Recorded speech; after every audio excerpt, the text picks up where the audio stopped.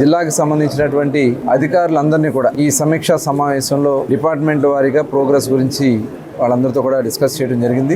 ముఖ్యంగా గౌరవ ముఖ్యమంత్రి చంద్రబాబు నాయుడు గారు ప్రతి ఒక్క గ్రామాన్ని వారీగా, నియోజకవర్గాల వారీగా, జిల్లాల వారీగా రాష్ట్రాన్ని ఏ రకంగా మనం గ్రోత్ రేట్లో ముందుకు తీసుకెళ్లాలి, జిఎస్డిపిని ఎలా మనం పెంచుకోవాలి, గత 5 సంవత్సరాలు విధ్వంసం వల్ల సింగిల్ డిజిట్కి పడిపోయినటువంటి మన జిఎస్డిపిని ఇవాళ గౌరవ ముఖ్యమంత్రి గారు తీసుకున్నటువంటి కార్యక్రమాలతో మనం దాదాపు 12%కి వచ్చాం. భవిష్యత్తులో దాన్ని 15%కి తీసుకెళ్లగలిగితే అభివృద్ధి చెందుతున్నటువంటి రాష్ట్రాల్లో ప్రథమ స్థానంలో ఆంధ్ర రాష్ట్రం నిలబడుతుంది. మరి దానికి సంబంధించి జిల్లాల వారీగా సమగ్రంగా ఏ డిపార్ట్మెంట్స్లో మనం తలసరి ఆదాయం పెంచుకోవాలి, జిఎస్డిపిని పెంచాలి, దానికి సంబంధించి రంగాల్ని ముఖ్యంగా మనకి హార్టికల్చర్లో చాలా అవకాశాలు ఉన్నాయి, అగ్రికల్చర్ ఉంది కృష్ణా జిల్లాలో, అలాగే ఇండస్ట్రీగా డెవలప్ అవడానికి అవకాశం ఉంది, పోర్ట్స్ వస్తా ఉన్నాయి, అదేవిధంగా మనకి ఫిషరీస్ ఉంది.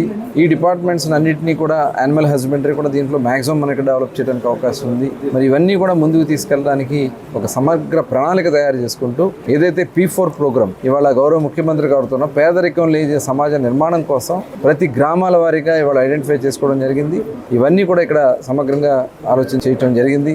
ముఖ్యంగా ఎందుకంటే ఇవాళ అనేక సంక్షేమ కార్యక్రమాలు చేస్తారు. పెన్షన్స్ కానీ ఇవాళ పెన్షన్ డిస్ట్రిబ్యూషన్లో ఫస్ట్లో డిస్ట్రిబ్యూట్ చేయించడం, దాదాపు మళ్ళీ కొత్తగా ఇప్పుడు 92,000 పెన్షన్ కూడా ఈరోజు జీవో ఇవ్వడం అనేది చాలా శుభసూచకం.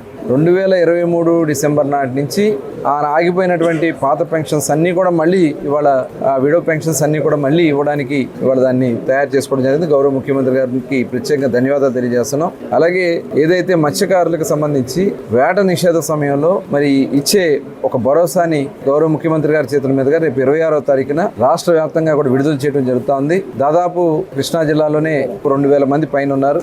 అదనంగా మరి లాస్ట్ టైం కన్నా కూడా ఇప్పుడు ఇక్కడ ఎక్కువ మందికి ఇవ్వడం కూడా జరుగుతుంది. అదేవిధంగా ఈరోజు తల్లికి వందనం కార్యక్రమాన్ని కూడా గౌరవ ముఖ్యమంత్రి గారు రేపు స్కూల్స్ తెరిచే ముందే చెప్పబోతా ఉన్నారు. కాబట్టి ఒక పక్క అభివృద్ధి సంక్షేమ కార్యక్రమాలు రాష్ట్రాన్ని ముందుకు తీసుకెళ్లడం జరుగుతుంది. సమ్మర్లో ఎందుకంటే ఈ మంచినీళ్ళు కానీ, ఇరిగేషన్ వర్క్స్ కానీ అన్నీ కూడా కంప్లీట్ చేసుకోవాలని చెప్పి కూడా ఈ సభ ద్వారా వాళ్ళందరికీ కూడా ఆదేశించడం జరిగింది కన్సర్న్ డిపార్ట్మెంట్స్కి. మరి ఇది ఒక మంచి సమావేశాన్ని ఈరోజు మనం ఏర్పాటు చేసుకున్నాం. దీన్ని మళ్ళీ ఎప్పటికప్పుడు ఆ డిపార్ట్మెంట్స్తో మరి ముందుకెళ్తూ అన్ని రంగాలు కూడా వ్యవసాయం, హార్టికల్చర్, ఫిషరీస్, యానిమల్ హస్బెండరీ ఇవే కాకుండా వెల్ఫేర్ స్కీమ్స్ కూడా పూర్తి స్థాయిలో ప్రతి ఒక్కరికి కూడా అర్హులందరికీ అందే విధంగా చేయటమే ప్రభుత్వం యొక్క లక్ష్యం.